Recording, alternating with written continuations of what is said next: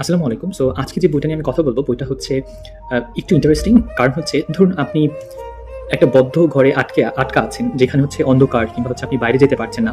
কারণ বাইরে মানে ঘরের বাইরে আপনার জন্য নিরাপদ না।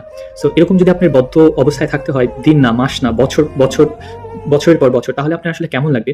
সো এরকমই একটা বইটার নাম হচ্ছে the diary of a young girl. বইটার লেখক হচ্ছে এই বইটা যে লিখেছে, মানে ছোট্ট একটা মানুষ ছিল সে, Anna Frank. So Anne Frank যে বইটা লেখে তখন তার বয়স ছিল মাত্র 13 বছর। সো আমি যদি বলি যে অ্যানা সম্পর্কে বলি, অ্যান ফ্রাঙ্ক হচ্ছে একজন ইহুদি। সে হচ্ছে, তার জন্ম হচ্ছে জার্মানি, কিন্তু যখন হিটলার ক্ষমতায় আসে 1933 সালে, মানে 1933, সো তখন হচ্ছে হিটলার যখন ক্ষমতায় আসে তখন হচ্ছে তার বাবা হচ্ছে জার্মান থেকে নেদারল্যান্ডে চলে আসে। সো তার বাবা হচ্ছে নেদারল্যান্ডের একটা কোম্পানিতে চাকরি নেয়। ওইটা হচ্ছে নেদারল্যান্ডের সিটিতে একটা চাকরি নেয়, ক্যাপিটালে। ওটা হচ্ছে আমস্টারডাম। সো ওখানে উনি একটা চাকরি নেয়। বাট যখন যুদ্ধ, হিটলার যখন একদম দ্বিতীয় বিশ্বযুদ্ধ শুরু হয়, প্রথম বিশ্বযুদ্ধ শেষ হওয়ার পর, তখন কিন্তু ওরা যেহেতু ইহুদি, সো ওদের তো ইহুদিদের পেলে মানুষ মেরে ফেলবে।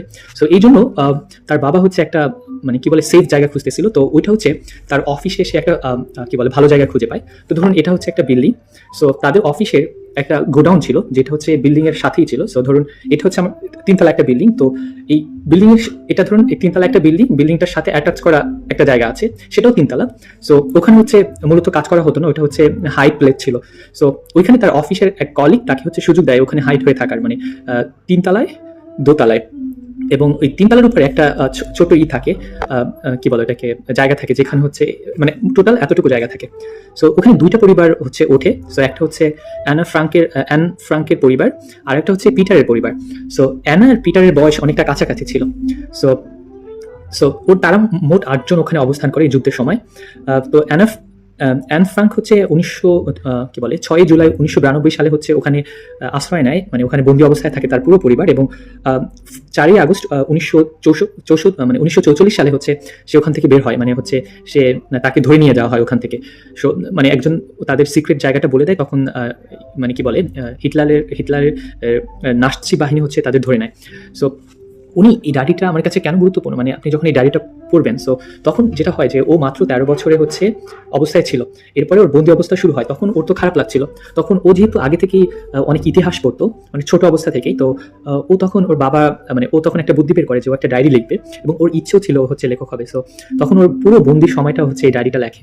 সো ইন্টারেস্টিং ফ্যাক্ট হচ্ছে ও মাত্র শিশু ছিল। তো ও যখন মানে ওর প্রাপ্তবয়স্ক হতে থাকে কিংবা একজন নারী হতে থাকে, মানে ও ডায়েরিতে পুরো এই বিষয়টা লেখে যে ও হচ্ছে কি বলে ফার্স্ট পিরিয়ডের গল্প।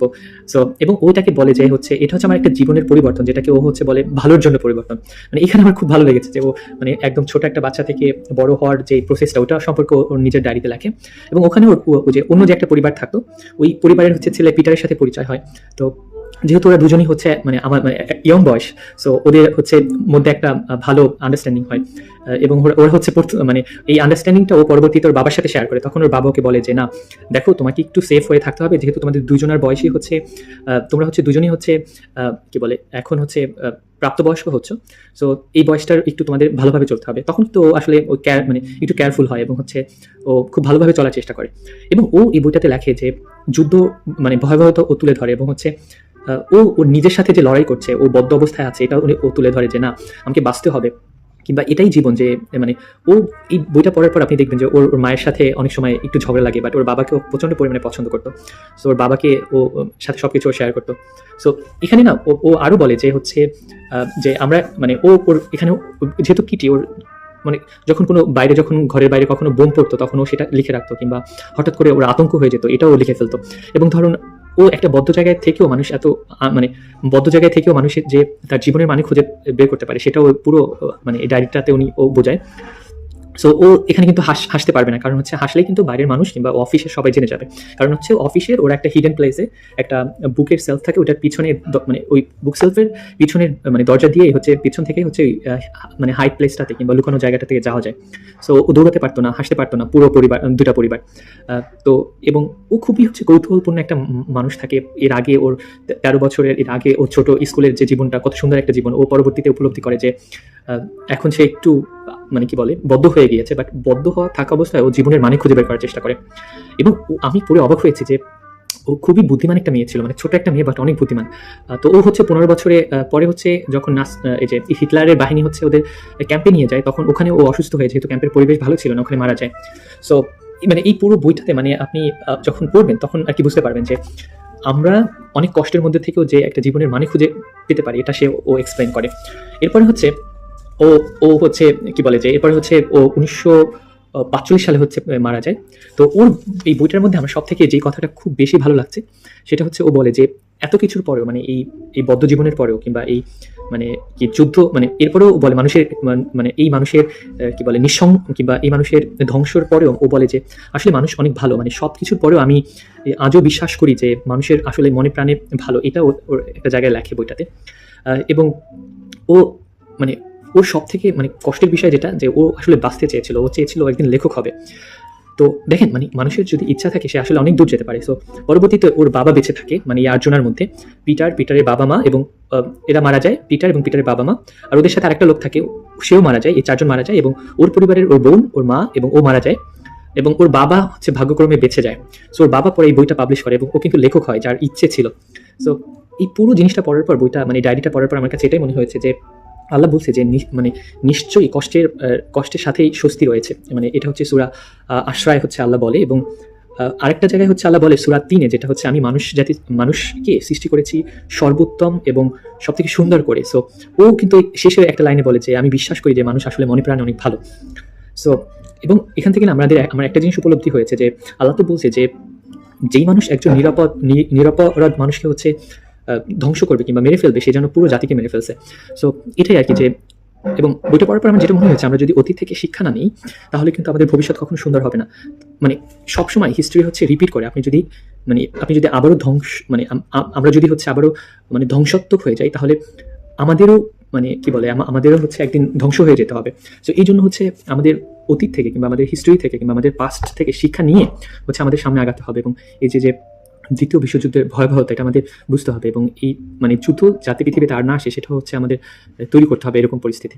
সো মানে আমার সব থেকে কষ্ট লেগেছিল, বাঁচতে চেয়েছিল বাট বাঁচতে পারে নাই। তবে দেখেন মানে মানুষের যদি স্বপ্ন থাকে সেটা অবশ্যই পূরণ হয়। ওর ইচ্ছে ছিল বড় একজন লেখক হবে এবং ও অনেক কি কাজ করবে মানুষের জন্য। এটা কিন্তু পূরণ হয়েছে, ওর বইটা পাবলিশ হয়েছে মরার পর। সো এই যে 2টা বছর ওরা এই যে প্রায় 21 মান্থ হচ্ছে ছিল কি বলে এটাকে, ওরা ওখানে বন্দি ছিল, মানে 2 বছর 1 মাসের মতো সময় বন্দি থাকে। সো এরকম বন্দি অবস্থায়ও যে একটা জীবনকে, এরকম একটা জায়গায় বলে যে কি বলে যে ওরা একবার ওদের অফিস থেকে ওদের হচ্ছে 24 বক্স হচ্ছে স্ট্রবেরি দেয়। সো ওরা যেহেতু বন্দি, অন্য কিছু খাওয়ার ছিল না। সো ওর হচ্ছে স্ট্রবেরি হচ্ছে সবকিছুতে, মানে স্ট্রবেরি দিয়ে খেতে হয়, চিনি দিয়ে স্ট্রবেরি দিয়ে খেতে হয়।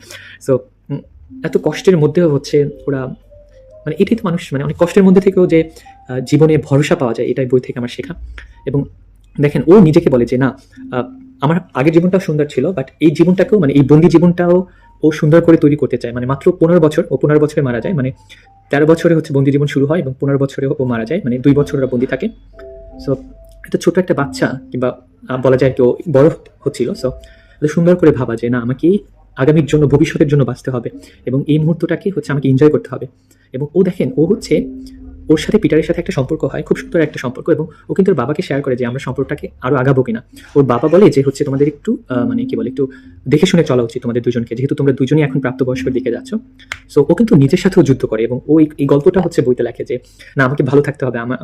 সো এখানে ও বলে যে হচ্ছে অ্যান হচ্ছে 2টা, একটা হচ্ছে আগের অ্যান আর একটা হচ্ছে মানে বন্দি অবস্থার অ্যান। এবং মানে কিংবা ও হচ্ছে এভাবে বোঝা যায় একটা ভিতরের অ্যান আর হচ্ছে একটা বাইরের অ্যান। সো মানে দুইটাই যাতে সুন্দর হয়, এই লড়াইটাও করে। সো অনেক চমৎকার একটা হিস্ট্রি। সো এটা মানে আমি যখন পড়ছিলাম তখন মনে হচ্ছিল আমি লিখছিলাম পুরো বিষয়টা। সো সুন্দর একটা বই, আপনি সময় থাকলে আপনি পড়ে নিতে পারেন। পুরো বিষয় ছিল এটাই বইয়ের। সো এটাই শিখলাম যে হচ্ছে আমাদের বেঁচে থাকতে মানে আমাদের বেঁচে থাকার আশায় হচ্ছে আমাদের অনেক ভালো কাজ করা উচিত, কিংবা আমাদের বেঁচে থাকার আশাটাই দরকার।